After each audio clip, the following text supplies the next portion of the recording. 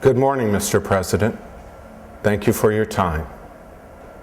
This message is in regard to the avian flu crisis that is currently extending its tentacles around our world. As you know, in 1918, a form of avian influenza, the H1N1 virus, killed almost 90 million people worldwide.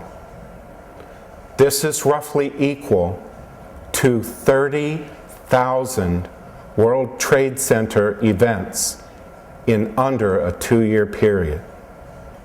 The avian flu strain, H5N1, has cost the lives of over 1 billion birds in recent years, as well as the lives of hundreds of humans in proximity with infected birds, or those who have come into very close contact with other people infected with the H5N1 virus. The 1918 virus, H5N1, killed 1 out of every 10 people who contracted it. The H5N1 virus is currently killing 6 out of every 10 people who contract that virus. The H5N1 virus has been found to be 20 times more aggressive than the 1918 strain of avian influenza. If you look at this map, Mr. President, you can see for yourself areas of the world already affected by the ongoing spread of this virus in the bird population.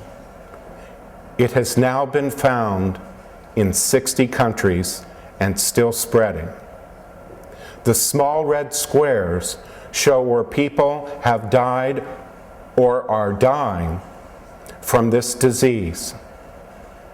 This virus is a virus that learns, Mr. President, and it is only a matter of time before it learns to become comfortable in the upper respiratory or lower respiratory tract of human beings.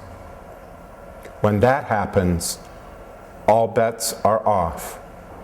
When a host mammal with seasonal influenza and H5N1 influenza exchanges genetic information, then the world will be facing a scenario unlike any it has ever seen before.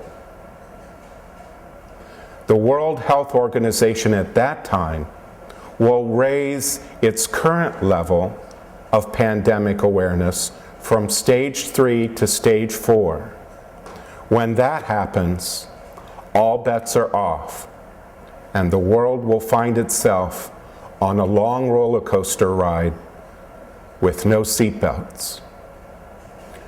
Sir, I believe that when people are faced with challenging situations, they respond in one of 3 ways: panic, denial, or action.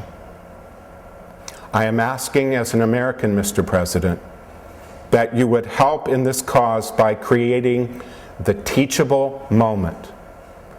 By teachable moment, I mean to get the word out as never before that our nation needs to be much more prepared for that which is just beyond the horizon of time. People who are reasonable take reasonable action when presented with a reasonable threat. I believe the time to act is now. People need to know that they need to store 2,000 calories per family member per day. People need to know that they need to store 1 gallon of water per family member per day. And people need to know that they need to buy quality masks very soon and be trained how to use them in case they should ever be needed.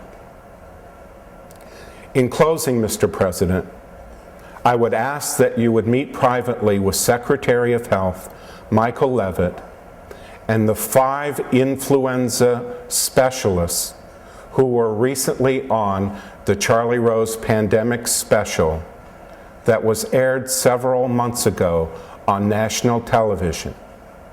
These experts, I believe, will be able to give you the most updated consensus of where we stand in regard to this issue. What greater legacy could a leader leave behind than to set in motion a plan that saved the lives of thousands or perhaps even millions of people? If we act now, we as a nation can largely mitigate that which is to come. If we do not act now, then the time is coming when a man will gladly exchange his gold watch for a large bag of groceries. Thank you, Mr. President, for giving this matter your ongoing, skilled, and urgent attention. God bless you, sir.